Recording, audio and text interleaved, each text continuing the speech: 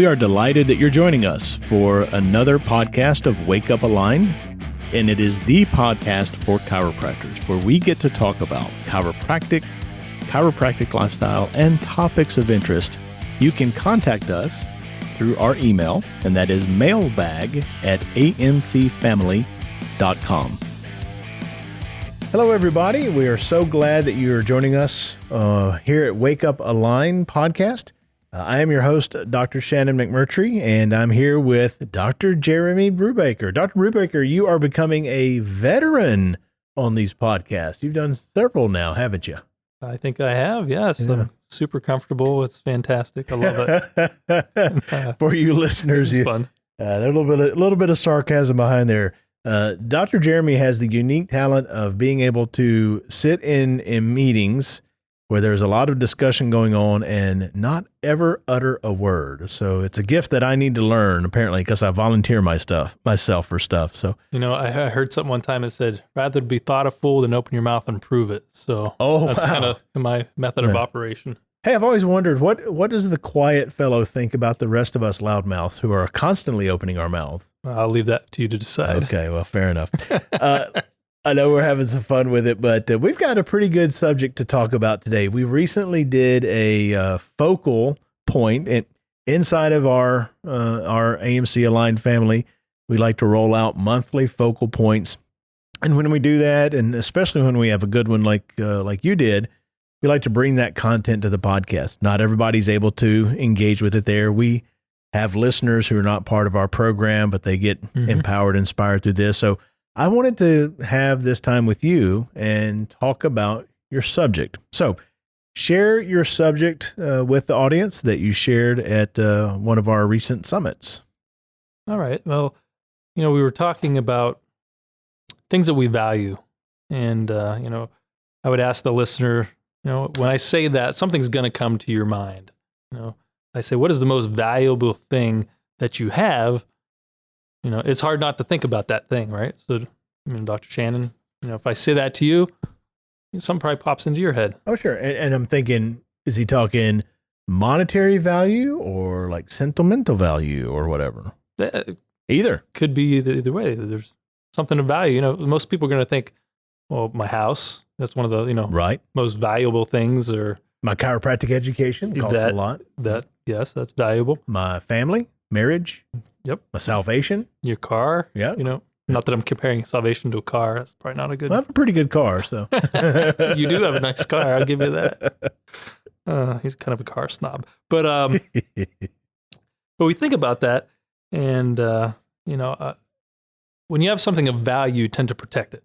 Agreed? True. Yeah, absolutely. Whether it's physically like a home. I mean, there's lots of things we do to protect our home, right? Insure it, maintain it, clean it, all that. Yeah, sure. Yeah, you have to, right? Anything of value you need to protect and take care of. So, I was sharing with our group recently when I went to chiropractic college, I left home, right? It was 10 hours away, and throughout undergrad and high school, and I'm going to date myself here, right? My cars, my first car I paid $500 for. And you're like, how old is what kind of car are we getting for $500 these days? Well, you could still get a $500 car, but it takes a lot of work. So you were sharing this story. I have to interject. You were sharing this story, and I think I have you beat on my first car. All right. Mm-hmm. I think my dad paid $200 for my first car, and it was a car with the engine in the back, but it wasn't manufactured with an engine in the back.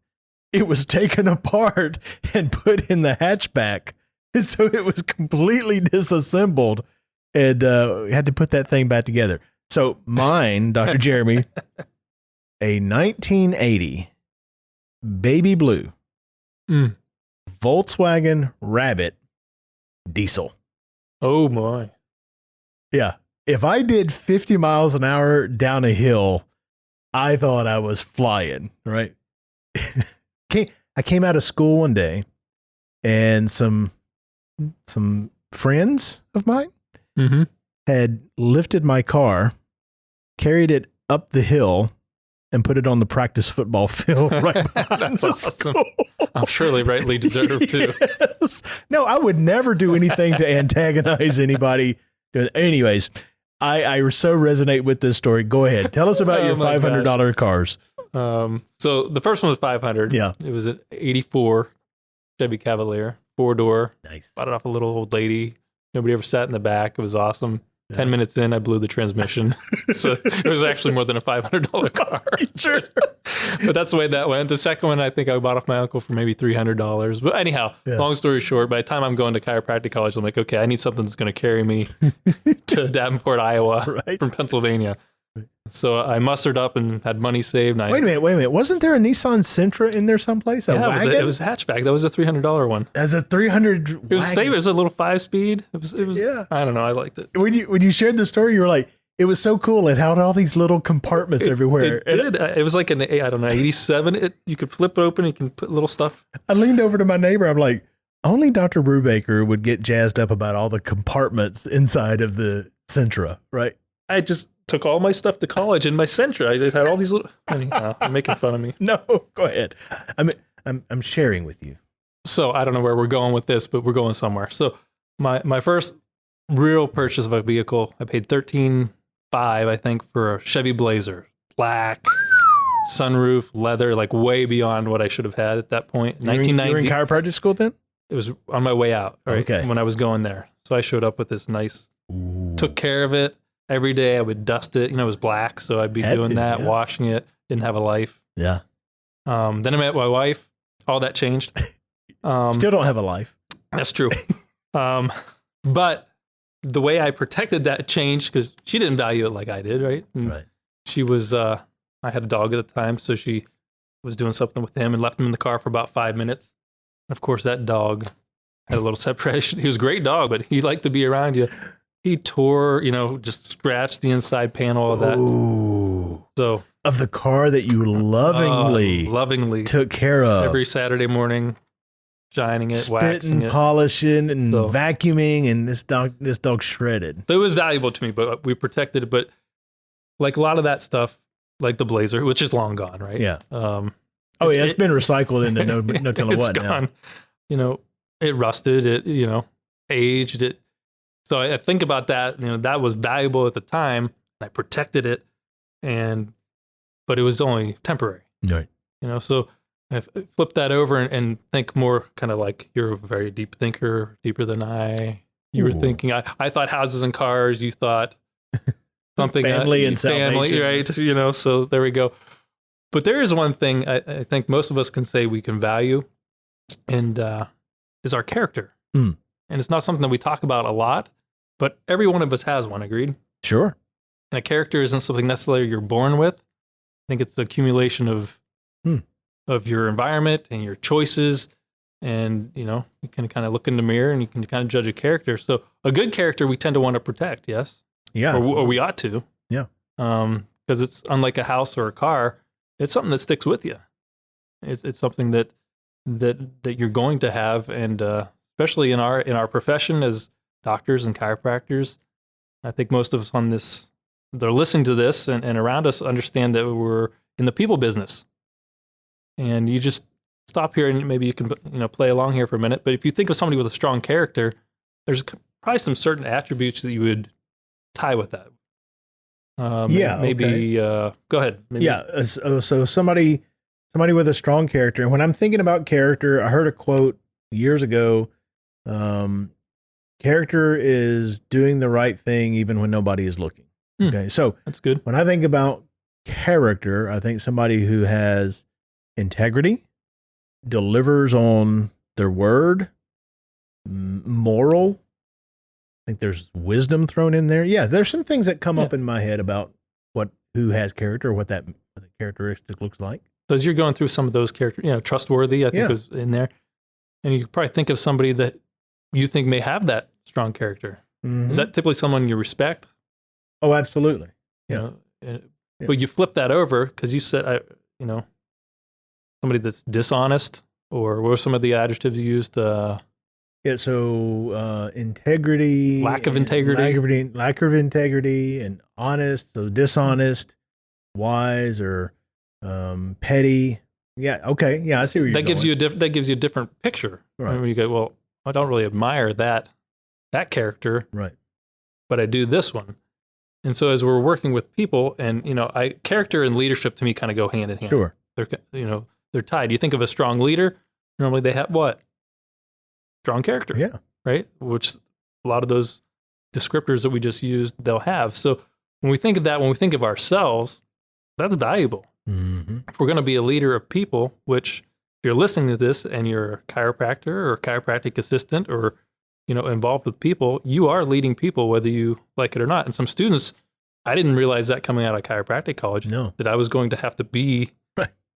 I understood I wanted to own a practice, but I didn't quite grasp the leadership part of this, and that how if my character doesn't line up, strong character doesn't line up, how on earth are people going to follow me and lead them? Does that make sense? Sure. And listen, at that age, coming out of chiropractic school, we weren't even aware of something called character, right? We're like, I need to open a practice. I just need to work. Like, we can't even think about reputation and character and all that sort of stuff. Like at that point. So, okay. No, I don't know about you, but when we came out of school, it was like, we just had to get going. That's right. I mean, I do believe we had the heart to serve people. That's why we were in the profession to begin with. Sure. But that was a long 3.5 years without really having a job. Yeah. And an income. Yep. So crunch time was on. Yeah. And I'm sure it is, it's heightened even more today because I consider the, the cost, the student loans, the debt load. Yes. That debt load that our students are coming out with. I think the urgency is exactly the same, maybe even more now. Yeah. And what we're talking about character, we value this. Half the time we don't even acknowledge it. Right. But this is a little different than we talked about maybe at our summit here, but it was just a thought while we're talking. But if you go to a town and a marketplace to open a business and want to be a business leader, a community leader, this is probably one of the most valuable things you're going to have is this character. Yes, sir. Especially if you're in a smaller or mid-sized town, because the minute that character doesn't line up with doctor and leader, tell me what's going to happen to the word around town. Yep. It's going to be a big deal if your character, if we have some character flaws. And I'm not saying we're perfect. Sure. I know for a fact that I'm not perfect. You may be, but audience, he was actually pointing at me as he was saying that he's not perfect. So just a little behind the scenes. Well, you're not supposed to share that behind the scenes stuff. I have to. I'm too transparent. But long story short, it is one of the most valuable things we're going to carry along with us. And our reputation goes hand in hand with our character. There's something inside our AMC family, our Aligned family, that Dr. Owen, our founder, he wrote this many years ago. I won't go through the situation he was under when he wrote it, but it's very fascinating. Right. Kind of like a Napoleon Hill who wrote the Laws of Success during the Depression, right? Mm-hmm. How does a guy do that and just have that innate leadership? Well, Dr. Owen wrote this poem. So if you want this, contact AMC Aligned. We'll get it to you. If you're a member, you need to dig into this. But it's a poem called The Leader. And really it's kind of a roadmap and a mirror for us of what really strong character needs to be. And it's about 23, 24 lines of just principle after principle after principle. And we were able to get through, 3 or 4 or 5 lines when we talked about this. And I don't know how far we want to go, how much time we have today, but they are just some golden gems that if we follow this roadmap of leadership and character, and not that we're perfect on this, but this is just a reminder. If we have something like this or a tool like this we can refer to consistently, my goodness, I think it'll keep us on the right course and right track in our leadership and our character. Why don't we start with the beginning and we'll see how far we get. But I do want to, if it's appropriate to do so, Dr. Jeremy, I'd like to talk about these nuggets and these lines as you're going through them. So yeah, let's just start with the beginning of the poem. Fantastic. And right as we jump in there, I think we established character is super valuable, one of the most valuable things. And what I didn't mention here is, some of the most expensive things to us. And when I say expense and value, those terms are kind of different. Mm-hmm. Would you agree? Absolutely. Yeah. Something, when I say something expensive, something valuable, at least for myself, there's a different feeling to that. Absolutely. Right. And so character is valuable. What's expensive to me, or one of the most expensive things I've ever found that I've owned that I really didn't want to own. Mm-hmm. You know what that, I think you know where I'm going with that. And it's something we call pride. You ever experienced that? Those moments? And character and pride are really kind of opposing forces. Yep. It's hard to have strong character and be super prideful. Where character is valuable, pride is expensive, it's going to cost. It's going to cost you. That's not for this podcast, but it's just an interesting point. We're going to focus on the character and the positive. I think there's a whole nother time we maybe get together and talk about some expensive things and how to work through that. Maybe so, yeah. But let's jump into that. These nuggets, these principles on leadership and character, and we're just going to walk through it, and then we can kind of banter back and forth if you want to. But a leader, strong character, is going to live on time. Ooh, right out of the gate. Ouch. And about half the audience is like, I'm nailing this one. And the other half is like, it's not really that important. I'll get there when I get there. Yeah. But answer me this. A leader lives on time. If you're a leader and you show up to your office 3 minutes before a patient arrives for you to see that patient, I'm not saying you can't see that patient. All right. And I'm not saying that encounter can't be good and deliver the goods and all that stuff. What do you think your staff is going to think about that? Well, especially if they have to show up 30 minutes before, they are not going to appreciate that. Different rules for thee than for me. Mm-hmm. Like telling our patients to be healthy and I'm out back smoking a cigarette. Yeah. Yep. Just that's a incongruent. That's going to be problematic. So as we're going through this, if you want to take some notes on this, and Dr. Shannon's going to chime in, but I would take this line, leader lives on time, and just give yourself a little plus, a little minus. Am I good at this? Yeah. Or is this something, an opportunity for me to increase my leadership? I was just thinking about the staff observing you, routinely coming in 3 minutes before, or, I'm preaching health to my patients. I'm going out and smoking a cigarette or whatever it is, right? That's hypocrite. When I think of someone with character, a hypocrite is not anywhere near that, right? We didn't use that as a negative, but like you say, does a hypocrite have character? Absolutely not. Absolutely not. Yeah. Right. It's not going to be in the same sentence. No. It can't go together. Mm-hmm. Yeah. That's a good point. So leaders live on time. They just do. Another great one, another great line is, I'd rather be an hour early than a minute late. Right. In life, I'd rather be in an life. Mm-hmm. And if you, because it's true, if you're a minute late, you missed it, right? Yes. And you just think back, how many times have you missed something just by that much? Man, I wish I would have done something or been there 5 minutes. Right. It's just kind of how it goes. So that one always sticks with me. An hour early. I played a lot of athletics over the years. And, the coach would be like, if you're 5 minutes early, you're 10 minutes late. Yep. That mentality. And like some of them, on this, listen to this, are high-fiving, saying, I'm rocking this one. Others are can we move on to something? Let's go to something else. My alarm clock, I like my snooze, that type of stuff. Some people have the pluses on this one, like attaboy, attagirl, a smiley face. Some people, not so much. That's right. Gotcha.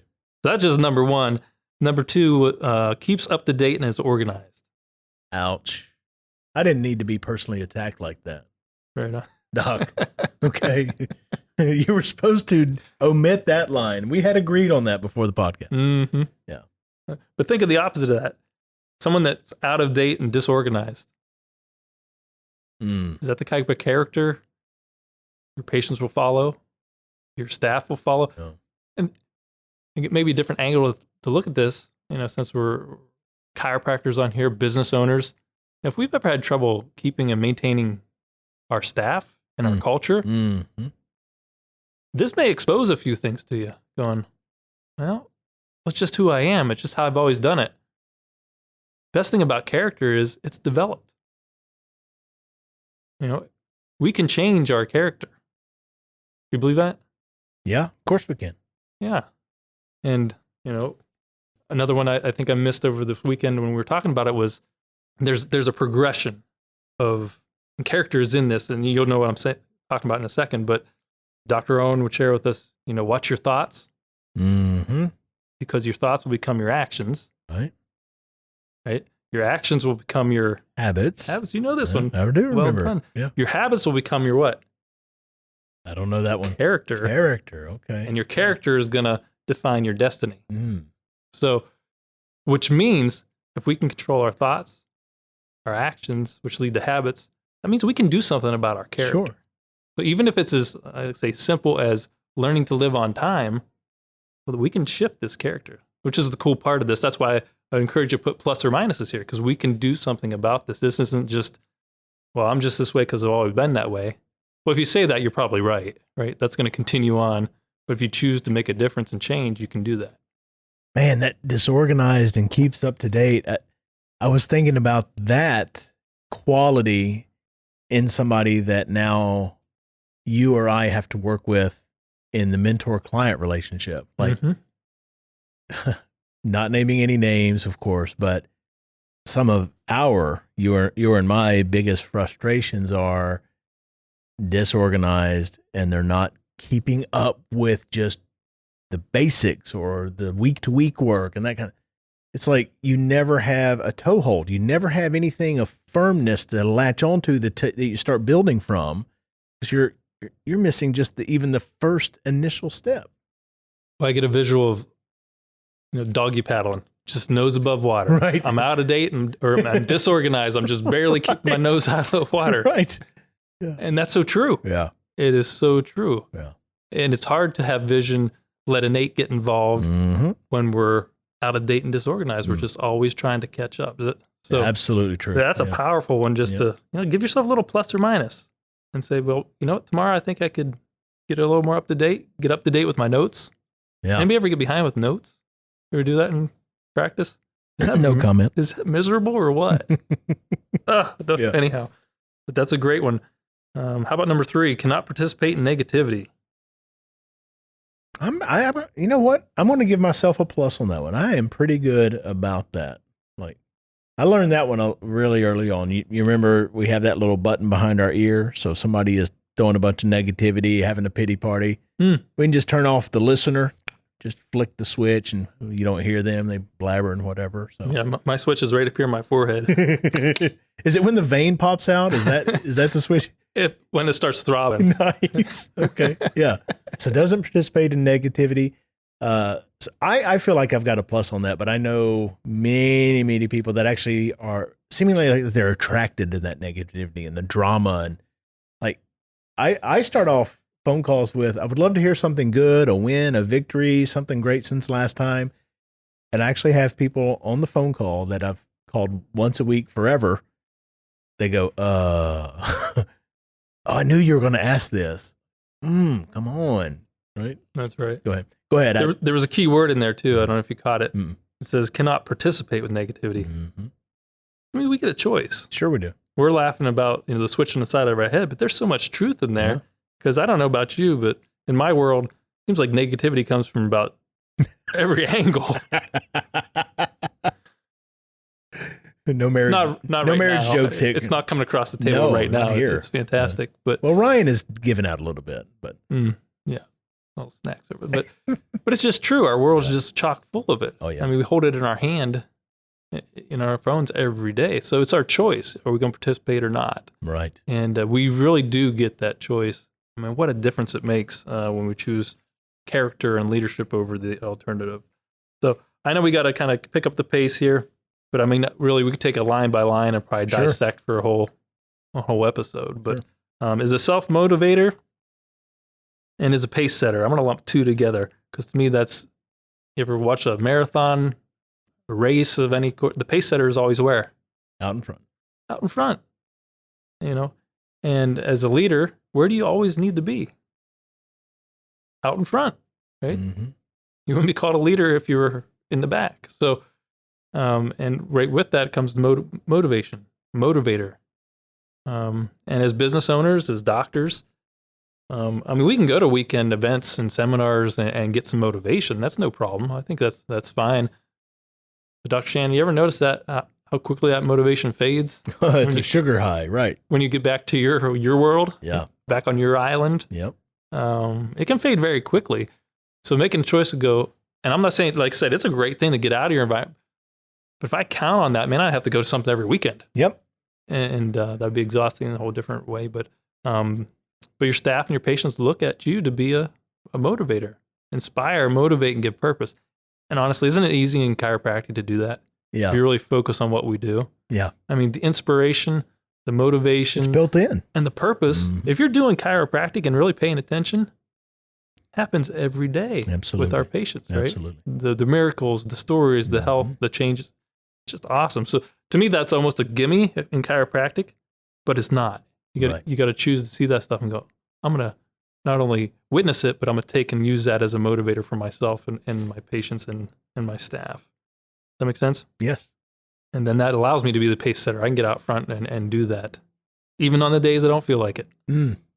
Yeah, there's where the rubber meets the road for most of us. It's, I can do this when things are going well, but what about when the challenges comes, the storms come, right?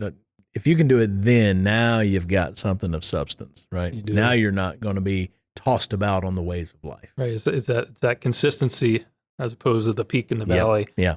Emotionally. Yeah. And just real quick side note, if you've never heard of a daily routine, write that down, put a star next to it. How do we be a motivator and a pace setter every day? It's with a very successful daily routine. Yes, sir. And we got it inside aligned family of what that looks like. So not for this call, or this audio, but it's there for us. Sure. Very good. All right. We're going to buzz through, but keep doing some plus and minuses here as we're going through. Must consider and encourage and bring out the best in others. Strong character. Leaders do that. And again, we have a successful daily routine where we're inspiring, motivating, and giving purpose. This one gets easy too. Would you agree? Oh, sure. So plus or minus on that one is not emotional, but fair. I love when I came to AMC, I heard Dr. Owens say, emotion and reason and logic do not occupy the same space at the same time. Right. So if you have any teenage children, and Dr. Shannon knows, emotion and reason and logic, they are yes. They are not occupying the same space. I can't be logical with an emotional situation. That's right. And it's so true inside our practice with our patients, with ourselves. So when we're affected by the external, normally it's an emotional thing. Right? Yep. It affects us. We get emotional. We get defensive, and it's going to be a loser for most involved. All right, the next one, again, did you give yourself a plus and minus? Are you really emotional? Do you bring that to the office? Or are you fair, and level-headed, and reasonable, logical? Plus or minus on that one for yourself. Is a decision maker is the next one. Now, I've heard you should either run hot or cold, which means that you should make a decision. And as leaders, your patients are definitely looking for you to make a decision. Isn't that about right? If you come into a patient and say, well, you could do this, or it might be that, and this, and that, and you're wishy-washy, how long is that patient going to stick around? Yeah, true. If you come in and say, hey, we sat down, analyzed your case, we found your problem, that's powerful, right? Yeah. I made a decision. We did. We're going to do this. Here's what you need to do. And leaders and great character people do make decisions. They're decision makers. And I think all of us kind of end up on a continuum there. I think sometimes we're great at decisions, and sometimes, I'm an analyzer paralysis type person at times where I sit and spin for a while and then before I'll make a decision. Yeah. But give yourself a little plus or minus on that line here as well. But I'm going to read through the rest of this. That's okay, Dr. Shannon? Go for it. Yeah. And I just want to, I want to share this, A leader is not affected by the external reports. Give yourself a little plus or minus. Keeps to self and keeps business under his hat. Has definite chief goals and keeps them foremost. Like I said, I think we could talk for hours on that one, but that means I don't spread my business around town, right? Right. Unless somebody's on the same page with me, we're going the same direction. Never participates in petty thoughts, deeds, or conversations. Plus or minus. Ooh, that's a tough one. How many patients want to get us into petty conversations and nonsense in the office? My gosh. Exert self-control, dresses and walks tall, is the one who can say no. A leader is always careful what is fed into his or her mind. A leader's confidence and a faith leader must not seek or indulge in sympathy, commands respect, projects from within, cannot be haughty or egotistical, doesn't vacillate mentally, physically, or emotionally, must be able to make change and change hats and pace, and is always a light and is an advanced visionary. You know, you're talking about the plus minus on each one of those lines. You know the power of affirmations and like speaking something better than who you are into existence and just pouring that into yourself. It's a tough process, but it changes us. It changes how we see ourselves. It changes how we think about ourselves. Each one of those can be just converted into an affirmation, especially if you're having an issue with it. I was thinking about that line on does not participate in the petty and inconsequential or whatever that was. I was like, well, there goes all social media. Petty thoughts, deeds, or conversations. Yeah, that describes social media. Delete Twitter, Facebook, Instagram. It's all gone. Right. Yeah. Character is not built overnight. Right. It's kind of like reputation. It takes a lifetime to build a reputation, a moment to destroy it. That's right. And these things this is a lot to live up to, but don't be intimidated by the work, right? The work is needed. The work is necessary. And don't be intimidated by the amount of time, right? The years are coming. I just celebrated 25 years. I got this past weekend with this company, right? Got my 25 pin. I looked at that pin and my first thought was, it can't be possible. 20, that's a quarter of a century. 25 years that I've been part of this, which I love, but where did the time go? Right. So if you're hearing this, if you're reading this poem and you're intimidated that I can't get this done in 3 weeks or 4 weeks, of course you're not. That's the point. But in 25 years working at this, it's going to pass like that. It's going to be a vapor. And the other thing that I was thinking, and actually shared this with another person that got honored with 25 years today, Dr. Henri, we both know him, is the man that walked through the doors 25 years ago wouldn't recognize the man that sits and walks through the doors today. So, yeah, awesome job on character here. Any final thoughts or final words about character? Maybe just two. Character is valuable. A character is something that you leave behind too. How many people are going to remember the house you had, the car you had, how much money you had? But they will remember your character, your integrity. And, so as we pursue this and we grow into our character, definitely a worthwhile pursuit. What if on that epitaph, what if on that stone that summarize your life, here lies a person of character? That'd be pretty powerful. I think you get a job well done for that one. Yes, sir. That's a pat on the back all the way around. Yep. Dr. Jeremy, thank you, man. That was awesome. I hope that you, the listeners, got something out of that. I know that I did.